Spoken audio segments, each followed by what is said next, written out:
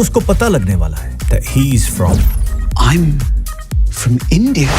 16 জানুয়ারি একগুচ্ছ cinema release হয়েছে। আজ প্রথমে রাহু কেতু দেখে তার রিভিউ করেছি।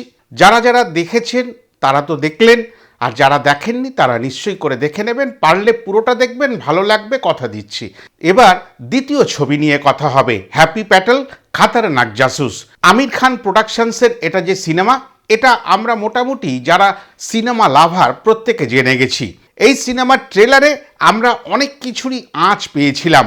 সিনেমাটা যারা দেখে ফেলেছেন তারা দেখে ফেলেছেন, আর যারা দেখতে যাবেন বলে ঠিক করছেন তাদেরকে কয়েকটি বিষয় আগে পরিষ্কার করে দিই। বন্ধু বান্ধব যারা অনেক দিন একসাথে কোনো আনন্দ করেননি তাদের জন্য বিশেষ করে এই সিনেমা, কিন্তু ভুলক্রমেও ফ্যামিলি নিয়ে এই সিনেমাটি দেখতে যাবেন না। মানে বিশেষ করে বাচ্চাদের নিয়ে এই সিনেমাখানি দেখার কোনো প্রয়াস রাখবেন না। এবার চলে আসি সোজাসুজি এই সিনেমাটির কথায়।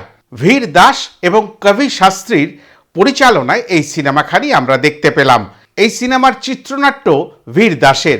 এই ধরনের চিত্রনাট্যের ওপরে আগেও সিনেমা হয়েছে, যেরকম ধরুন ডেলিবেলি, বা বাংলায় এই কয়েকদিন আগে এসে পৌঁছেছিল the academy of fine arts. এই ধরনেরই সিনেমা এটা মোটামুটি মনে করে নিতে পারেন। বিশেষ বিশেষ ক্ষেত্রে নিশ্চয়ই করে আলাদা সত্তা এর মধ্যে প্রকাশ পাবে। তবে এই ধরনের সিনেমা যারা দেখে অভ্যস্ত ছিলেন, ভালো বলেছিলেন, তারাই এই সিনেমা দেখার সাহস করবেন। কেননা এই সিনেমার মধ্যে এত গালাগালি রয়েছে যেটা হজম করা অনেকের পক্ষে অসম্ভব হয়ে যেতে পারে। সিনেমার শুরুতে 15-20 মিনিট বুঝতে পারবেন না যে আপনারা পয়সা খরচা করে হিন্দি সিনেমা দেখতে এসছেন নাকি কোনো ইংরেজি সিনেমা দেখতে এসছেন।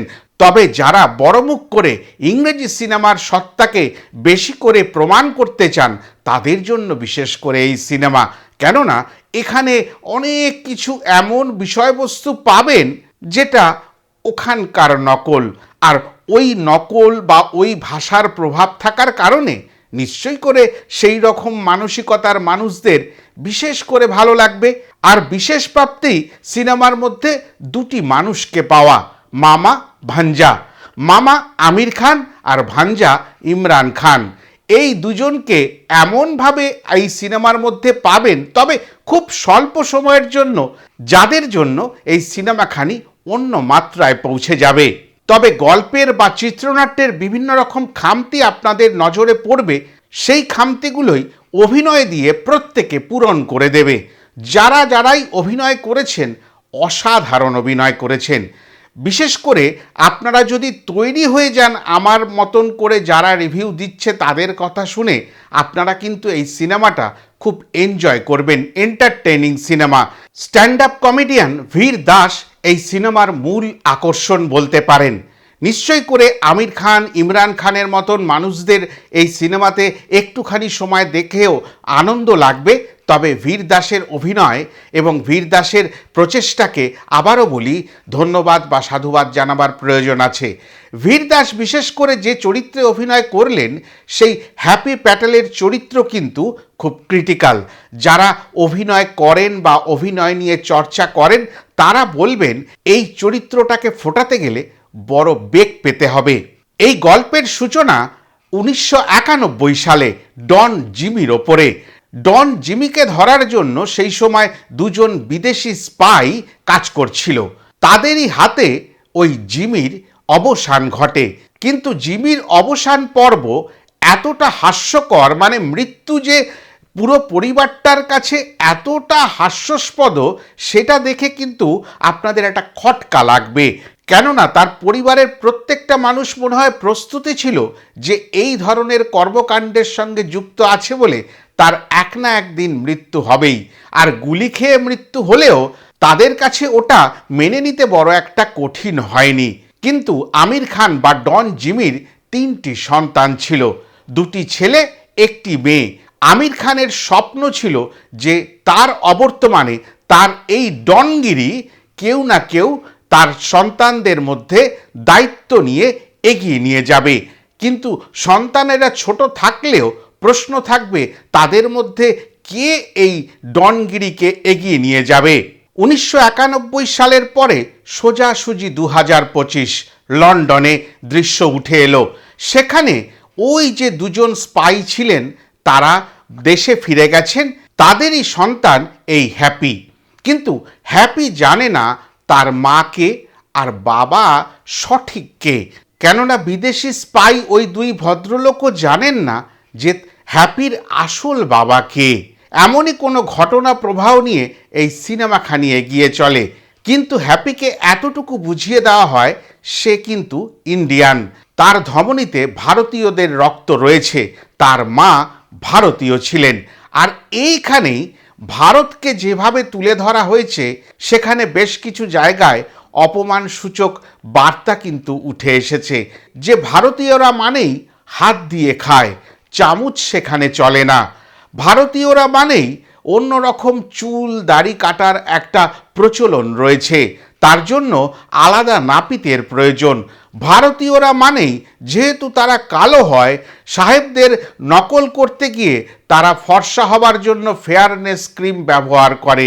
এই সব নানাবিধ বিষয়ে ভারতীয়দেরকে নিয়ে কিন্তু একটু ক্যারিকেচারও করা হয়েছে এই সিনেমাটির মধ্যে, যেটা অনেকে যারা একটু ভালোভাবে সিনেমা দেখতে ভালোবাসেন, বার্তাটা খুঁজে পেতে চান, তাদের জন্য খারাপ লাগতে পারে। হ্যাপি ভারতে এসে পৌঁছাবে সরাসরি যেখানে তার বাবারা থাকতো, সেই জায়গায়, সেই গোয়াতে, বলা যায় পাঞ্জরে। এই পাঞ্জরেই সমস্ত কাণ্ড। আর এই পাঞ্জরে কিভাবে কি ঘটলো সেটা জানার জন্য আপনাদের কিন্তু এই সিনেমাখানি দেখতে হবে। এই কারণেই একে হ্যাপি প্যাটেল জাসুস বলা হচ্ছে। আর খাতারনাক জাসুস কিনা সেটা সিনেমা দেখার পরেই আপনারা বিবেচনা করে কমেন্ট সেকশানে জানিয়ে যাবেন। এই সিনেমার বিভিন্ন যে দিকগুলো উঠে এসছে সেগুলো টুকরো টুকরোভাবে ছুঁয়ে যায়।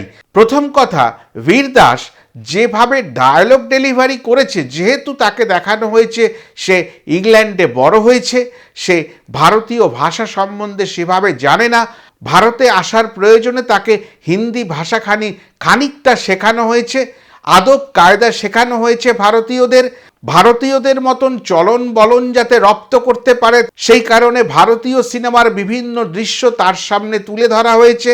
বিশেষ করে শাহরুখ খান, কোনো সময় সেই আমির খান, আবার কোনো সময় সালমান, মিঠুন চক্রবর্তী, ধর্মেন্দ্র অবধি, পারলে মাধুরী দীক্ষিতেরও সাহায্য নিতে হয়েছে। এবার বলে দিই, এই হ্যাপি প্যাটেল বাস্তবে একজন ভালো ব্যালে ডান্সার আর খুব ভালো কুক। আর এই ধরনের মাল্টি স্কিল নিয়ে ওই গোপন জাসুস হিসাবে এই ভারতবর্ষে ওই পাঞ্জর অঞ্চলে এসে পৌঁছায়। এবার আমির খানের সন্তান মানে মোনা ডার্লিং মানে মোনা সিং, বহুদিন পরে যাকে বড় পর্দায় দেখলাম অন্য মেজাজে, অসাধারণ লাগলো। তার সঙ্গে এই হ্যাপির লড়াই, হ্যাপি প্যাটেল ভার্সেস মামা, এই লড়াইটাই আপনারা একেবারে ক্লাইম্যাক্স দৃশ্য অবধি দেখতে পাবেন। আমির ইমরানের মতন মোনা সিংকেও যতটুকু সময় আপনারা পাবেন, আপনাদের কিন্তু মন ভরে যাবে তাদের অভিনয়ের দ্বারা। এছাড়াও শারিফ, মিথিলা, সৃষ্টি, এদের অভিনয়ও আপনাদের বেঁধে রাখবে। সব থেকে বড় কথা, আবারও ফিরে আসতে হবে এই বীর দাসের কথায়। আগামী 1 ফেব্রুয়ারি আমাদের কলকাতা শহরে এই বীর দাস স্ট্যান্ড আপ কমেডি করতে আসছে। সেই হেতু এই সিনেমাখানি এই মুহূর্তে ওই প্রোগ্রামটির প্রমোশন হিসাবেও কাজ করবে বলে আমি মনে করি। এই সিনেমার মধ্যে যে অবতারে বীর দাসকে আমরা পেলাম, সেইভাবেই ইয়াং জেনারেশন বীর দাসকে 1 ফেব্রুয়ারি নিশ্চয়ই করে দেখতে যাবেন, এটা পরিষ্কার আশা করা যায়। একটি বিশেষ দৃশ্যে মিথিলা পালকারের যে নৃত্যশৈলী দেখানো হয়েছে, সে জায়গাটা কিন্তু আপনাদের খুব ভালো লাগবে। আর আবারও বলি, ভীরের মুখে হিন্দির বিভিন্ন শব্দ উচ্চারণ যেগুলো ভ্রান্তিতে ভরা, সেগুলো শুনতে বেশ ভালো লাগবে। তবে অনেকগুলো শব্দ আবার গালাগালির আকারেই ধরা দেবে। তবে এই সিনেমার মধ্যে ডাবল মিনিং বা মাল্টি মিনিংফুল অনেক বিষয় লুকিয়ে রয়েছে, যেই সংলাপগুলো আপনাদের বিব্রত করতে পারে। হ্যাপির সাথে গীত, রক্সি, রূপা এরা একেবারে মাখামাখি হয়ে যে দৃশ্যগুলো আমাদের কাছে তুলে ধরবে, সেই দৃশ্যগুলো কিন্তু আপনাদের মনের খুব কাছাকাছি পৌঁছে যেতে পারে। আগেই বলেছি বিভিন্ন দৃশ্যের মধ্যে কিন্তু নস্টালজিয়া কাজ করবে, যে বিভিন্ন পুরাতন দিনের শিল্পী বা বর্তমান সময়কার দিকপাল অভিনেতা অভিনেত্রীদের তুলে ধরে সিনেমাটির মধ্যে অন্যরকম মশলা এনে দেওয়া হয়েছে। তবে বেশ কিছু জায়গায় ওই মশলাটাই এত বেশি বাড়াবাড়ি হয়ে গেছে, সেখানে মনে হবে সিনেমাটি খিচুড়ির আকারে পরিবেশিত হচ্ছে। তবে পাশাপাশি আবারও বলতে হবে, অভিনয়ের দ্বারা প্রত্যেকে সমস্ত খামতি পূরণ করে দিয়েছে। এই হ্যাপি ভার্সেস মামা লড়াই কিন্তু অন্যভাবে শেষ হবে, গোলাগুলি বা বন্দুকের গুলির দ্বারা নয়। এই লড়াইয়ের অবসান অন্য একটি শিল্প মাধ্যমের দ্বারা হবে। আর হ্যাপির ব্যালে ডান্স আর রান্না এই সিনেমাকে সমৃদ্ধ করবে। ভিডিওখানি এখানেই শেষ করলাম। ভালো লাগলে লাইক, কমেন্ট, শেয়ার করে দেবেন।